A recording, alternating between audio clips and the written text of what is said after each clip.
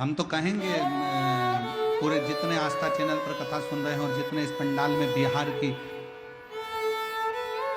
इस पवित्र धरा से जो सिंहेश्वर बाबा की भूमि से कथा सुन रहे हैं, उनसे कहेंगे, मेरी माताओं से निवेदन है, जिस दिन मेरी जीजियों, मेरी बेटियों, मेरी माताओं, जिस दिन आपका मन बड़ा व्यथित हो जाए, बहुत दुखी हो, बहुत दुखी, उस दिन शंकर भगवान के शिवलिंग के पास जाओ और जो जलाधारी होती है नीचे जिस पे शिवलिंग रखा होता है, पार्वती जी का हस्तकमल, वहां अपने दोनों हाथ लगाकर और जहां से पानी बहता है वहां अपनी हथेली लगाकर बाबा को अपने दिल की बात कहकर, दिल से हाथ को हृदय से लगाकर बाबा से अपने मन की बात कहकर आओ।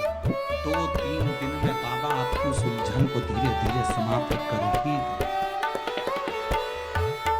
2 बार मेरे देवजी ने, महादेव ने नेत्र बंद करे, एक बार नेत्र बंद करा तो रुद्राक्ष प्रकट, एक मुखी से लेकर 14 मुखी तक रुद्राक्ष का वर्णन शिव महापुराण में है।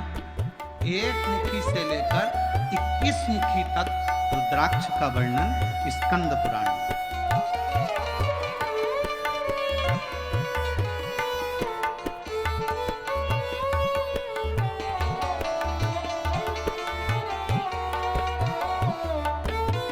अब उस रुद्राक्ष में ऐसा क्या है?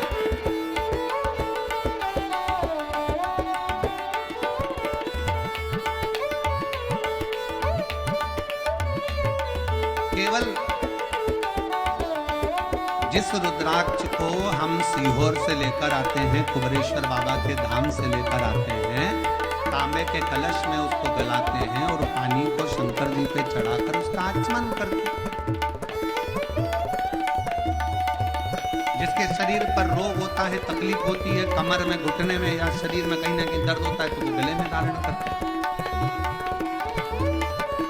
स्त्री हो, पुरुष हो, बेटी हो, बेटा हो, सब रुद्राक्ष को धारण करते हैं। सब। एक तुलसी और एक रुद्राक्ष कभी अपवित्र नहीं होते, कभी अपवित्र नहीं होते। कई लोग कह देते हैं रुद्राक्ष को शमशान में चले गया, अपवित्र हो गया। कई लोगों ने कह दिया रुद्राक्ष वहां चले गया, अपवित्र हो गया। तुलसी की माला अपवित्र हो गई, तुलसी अपवित्र हो गई। तुलसी और रुद्राक्ष कभी अपवित्र नहीं होते। तुलसी और रुद्राक्ष तो जो अपवित्र है उसको भी छू ले तो पवित्र कर देते हैं, उसको भी पवित्र कर देते हैं।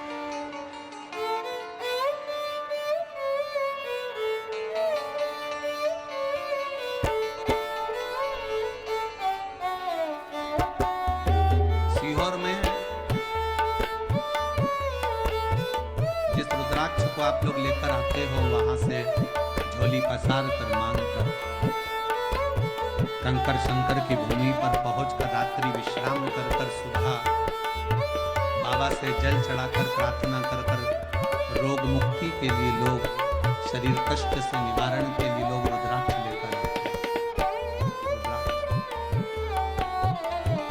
कई लोग कहते हैं गुरुजी रुद्राक्ष तो नेपाल में भी बहुत है, काशी में भी बहुत है, सारी दुनिया में रुद्राक्ष है, पर सीहोर का रुद्राक्ष ही इतना बल क्यों रखता है, इतना प्रबल क्यों होता है? हम कहेंगे सीहोर का रुद्राक्ष आपको जो दिया जाता है उसको गंडकी रुद्राक्ष कहते हैं। जब बाबा धाम में वो पहुंचता है, कुबरेश्वर धाम में, उस रुद्राक्ष के एक मुखी से लेकर 21 मुखी तक जो मंत्र शिव महापुराण की कथा में, स्कंद पुराण में जो वर्णन किए जाते हैं, मंत्रों के द्वारा उन रुद्राक्षों को शिवरात्रि के समय पर रुद्राक्ष महोत्सव होता है, उस समय पर उसको बाबा के उन मंत्रों को अभिमंत्रित किया। तो फिर उन रुद्राक्ष को कहीं अभिमंत्रित करने की जरूरत नहीं पड़ती, सीधे आपने कुबरेश्वर धाम से लेकर निकले और वहीं से आप उसका प्रयोग करना प्रारंभ कर सकते हैं, उसको धारण करना चाहिए। इस पृथ्वी की जितनी पवित्र नदियां सब शिव जी के पास में आकर खड़ी हो गई। बाबा देवती देव महादेव ने पूछा क्या बात है?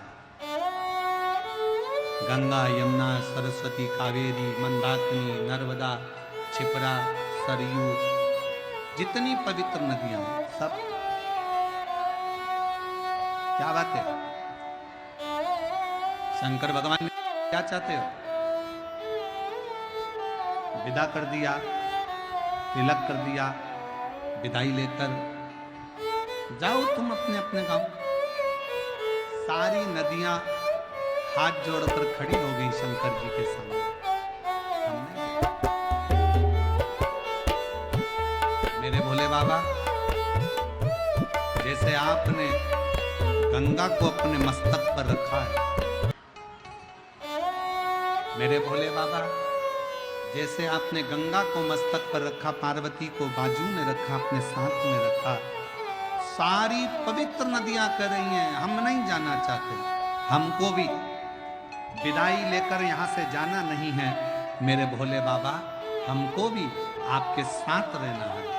तो शंकर भगवान ने जितनी पवित्र नदियां थी उन सब नदियों को कह दिया अगर तुम जाना नहीं चाहती हो मत जाओ। मेरा शिवलिंग जहां पर विराजमान होगा, समझिए देखकर समझिए, ये जलाधारी है और ये जलाधारी और यहां से पानी बहता है, ठीक है? ये शिवलिंग शंकर भगवान ने कहा पवित्र नदियों से कि तुम कह रही हो कि हमें जाना नहीं है, हमें अपने साथ में रखो। तो शंकर भगवान ने उनको वर दे दिया, मेरे शिवलिंग के ऊपर भाग से लेकर नीचे के भाग तक जो स्थान है, उस स्थान पर सभी पृथ्वी की जितनी नदियां हैं उन सब का स्थान मेरे उस शिवलिंग के भाग पर विराजमान है। पवित्र नदी। अब कई लोग कहते हैं गुरुजी शंकर जी पे जल चढ़ाकर पीने से बीमारियां चली जा रही है, शंकर जी पे जल चढ़ाकर आचमन करने से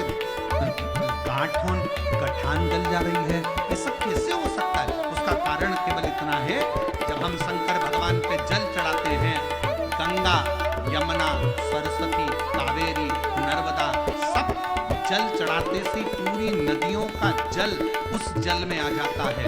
पार्वती जी का हस्त कमल, जया, विषहरा, शामली, गौतली, सबका जल उसमें मिल जाता है। अशोक सुंदरी और गणेश कार्तिकेय का जल उसमें प्राप्त हो जाता है और जब हम जल का पान करते हैं तो हमारा रोग धीरे धीरे